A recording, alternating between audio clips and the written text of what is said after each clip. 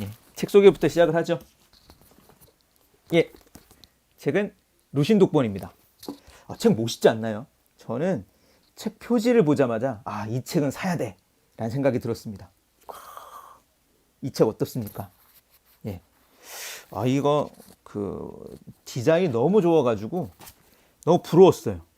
요거 이제 딱 뭐랄까 이런 것만 딱 떼면 이제 루신이라고 하는 요거만 어디서 딱 뗄 수 있으면 요거 갖다 어디서 쓰고 싶다라는 생각이 드는데, 물론 쓰면 도용이 되겠죠. 일단 너무 멋있어가지고. 이우견 선생님의 이제 번역입니다. 그 아시는 분은 아시겠지만 루신의 글이 되게 많이 있는데요. 얼마 전에 루신의 글들 전집이 번역이 완역되었습니다. 근데 이제 개인적으로 루신의 글들을 이제 번역했던 분들이 몇 분 계시는데요. 그 가운데 이제 이우견 선생도 계시죠. 이우견 선생 같은 경우는 이전에 아침꽃 저녁이 춥다라고 하는 책으로 이제 이 책을 루신의 글들을 모아서 이렇게 냈던 책이 하나가 유명한 게 있었고요.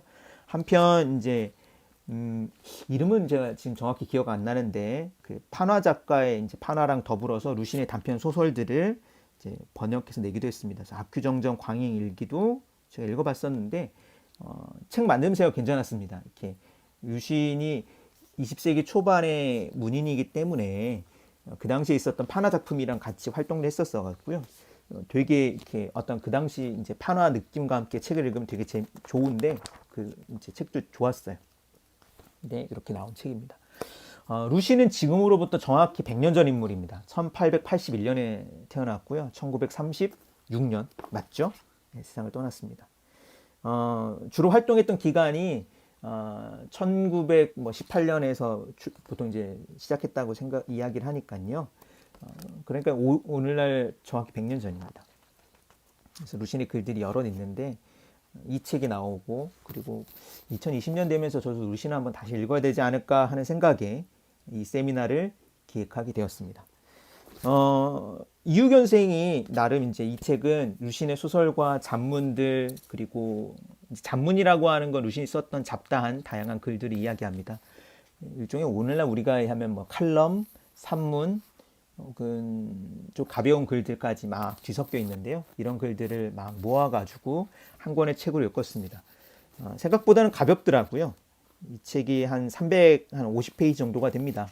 루신의 글들을 모으다 보면 워낙 이 사람이 많은 글을 남겼기도 했었고, 그리고 워낙 좋은 글들이 많아서 아까운 글들을 버리지 못해서 책이 두꺼워지는 경우가 있는데, 그래도 이 책은 그렇게 두껍진 않습니다. 더군다나 아큐정전이나 광인일기와 같은 소설이 들어있음에도 불구하고 이 정도 분량이라고 하는 건 루신을 처음 읽는 분들에게 상당히 좋은 책이 아닐까 생각이 듭니다. 세미나를 기획했는데 뭐 세미나에 참석하지 못하시더라도 이 책은 한 번쯤은 구입해서 한번 읽어보시면 어떨까 저는 생각을 합니다. 네. 이제 이 뒤에 그리고 책 프로모션 할 때 계속해서 미는 문장이 있습니다. 무엇을 상상하든 독사처럼 칭칭 감겨들라. 뒤에 소개글을 잠깐 읽어보겠습니다. 새 시대의 질문에 맞게 새롭게 구성한 영원한 문학인 루신의 대표적인 소설과 산문, 중국 최초의 근대 소설 광인일기와 정신승리법의 대가를 다룬 소설 아큐정전부터 기성세대가 제 역할을 다할 것을 요청한 우리는 지금 어떻게 아버지 노릇을 할 것인가와 어설픈 관용이 사회악을 키운다고 일갈한 페어플레이는 아직 이르다. 절망에 반항할 것을 단호하게 선언한 산문, 희망까지. 루신의 핵심적인 소설과 산문을 지금 우리가 절실하게 고민하는 문제에 따라 새롭게 읽는다.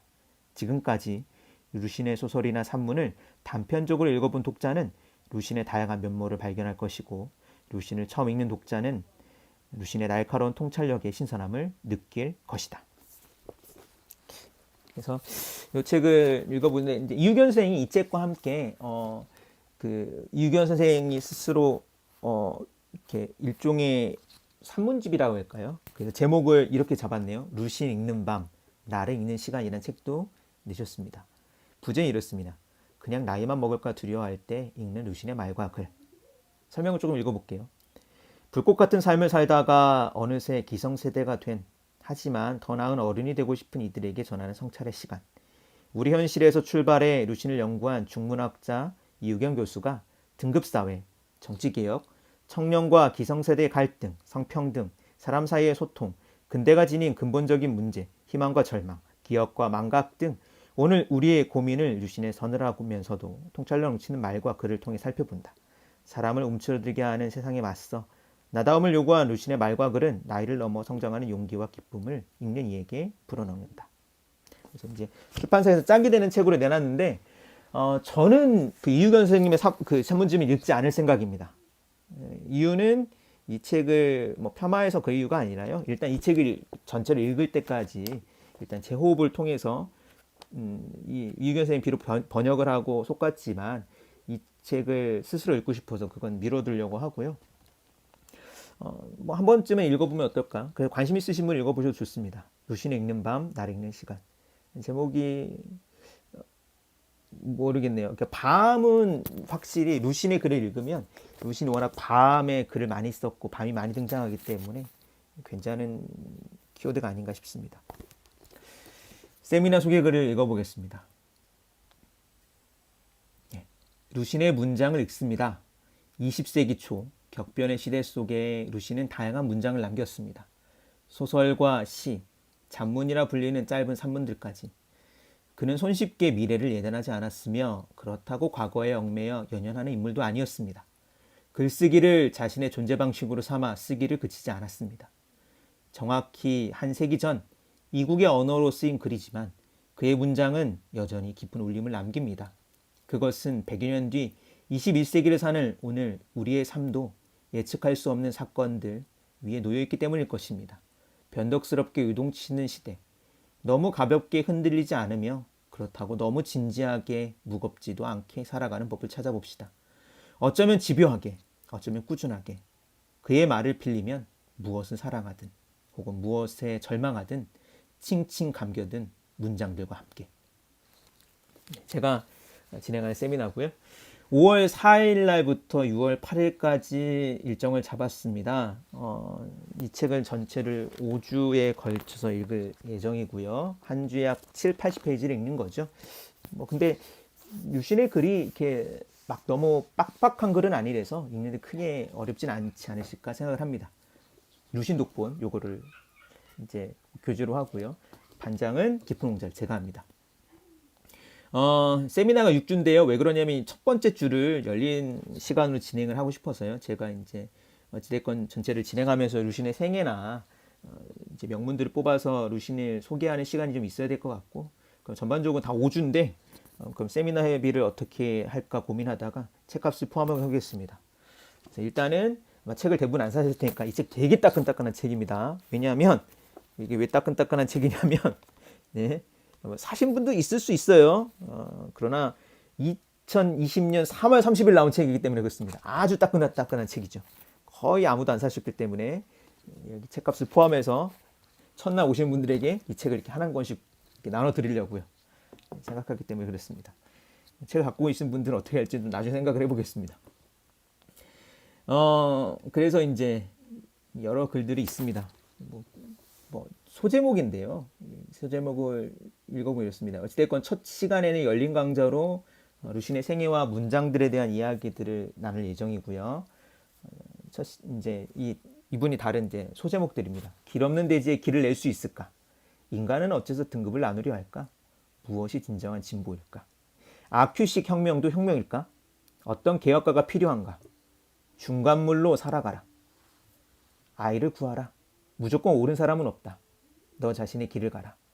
사람을 무는 개는 때려야 한다. 무엇을 기억하고 무엇을 망각할 것인가. 근대의 어두움을 돌파하라. 고독 없이는 문학도 없다. 루신은 누구인가.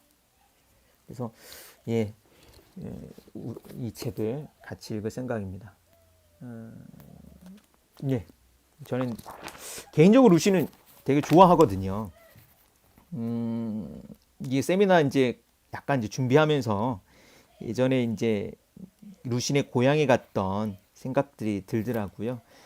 루신의 고향 이제 그 샤오싱에 가서 루신의 소설에 나왔던 루신의 글에 나왔던 어렸을 때 루신이 방문했던 어렸어 그의 행적이 담아있던 곳도 가는 것도 좋았었고, 그리고 그의 글들이 남아있던 곳곳에 담기면서 이 사람을 조금 더 살갑게 느꼈던 것도 있고, 그의 무덤에 갔을 때 어떤 짤을 울렸던 그 마음들이 막 생각났습니다.